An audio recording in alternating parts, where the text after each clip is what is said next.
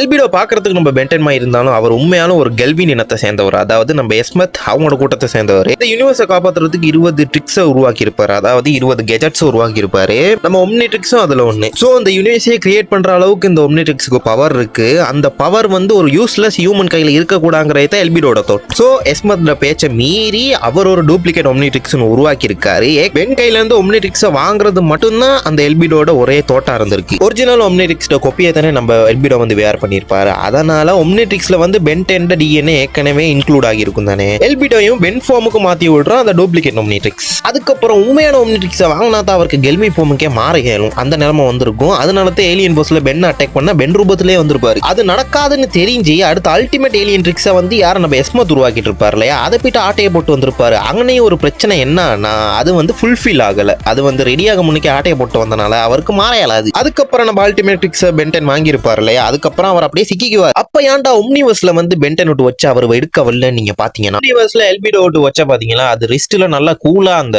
Gloves மாதிரி fit ஆகிருக்கும். நல்லா இருக்கும் அது பாக்குறதுக்கு. அதுக்கு முன்னுக்கு ஒரு ரெட் கலர் ஸ்டோனை போட்டிருப்பாரு இல்லையா, அதுல வந்து கிடைக்கிற பவர்னால எல்லா ஏலியன்ஸையுமே அவர் என்ன செஞ்சிருப்பாருன்னா அல்டிமேட் ஃபார்முக்கு மாத்தேனும். சோ ஒம்னிட்ரிக்ஸை விட அது பவரானதா இருந்திருக்கும். அதனால தான் அவருக்கு அந்த ஒம்னிட்ரிக்ஸ் ஆட்டைய போட வேண்டிய அவசியம் இல்ல பென் கிட்ட இருந்து. அதுக்கப்புறம் அல்டிமேட் கெல்வினா மாதிரி நம்மளுக்கு பாக்குறதுக்கே உருளைக்கிழங்குக்கு நிறைய குட்டி போட்ட மாதிரி ஒரு உருவம். பாக்குறதுக்கு நல்லா இல்ல, ஆனா பவர் நல்லா இருந்துச்சு. நீங்க என்ன நினைக்கிறீங்க? மறக்காம கமெண்ட் பண்ணுங்க.